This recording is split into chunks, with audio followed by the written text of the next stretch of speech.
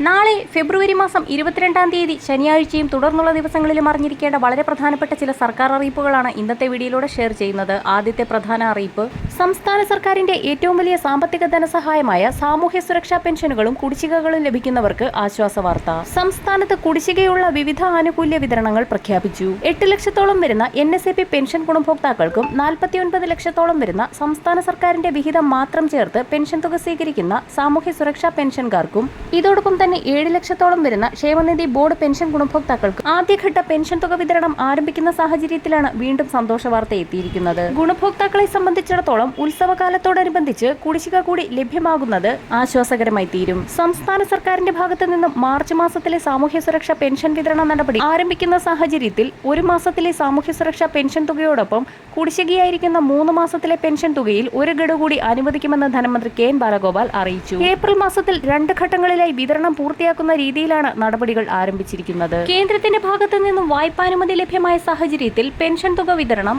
March മാസം 26 ആരംഭിക്കും. അടുത്ത പ്രധാന അറിയിപ്പ്, സർക്കാർ ജീവനക്കാരുടെയും പെൻഷൻകാരുടെയും DA വർദ്ധിപ്പിച്ച് സർക്കാർ ഉത്തരവിറക്കി. DA 12% നിന്ന് 15% വർദ്ധിപ്പിച്ചത്.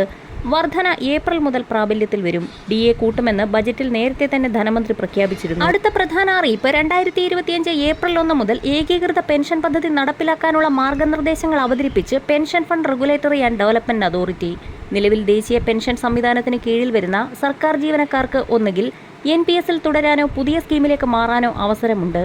2025 മാർച്ച് 31 അതിനു മുൻപോ വിരമിക്കുന്ന എല്ലാ കേന്ദ്ര സർക്കാർ ജീവനക്കാർക്കും ഇനി മുതൽ പെൻഷൻ ലഭിക്കും.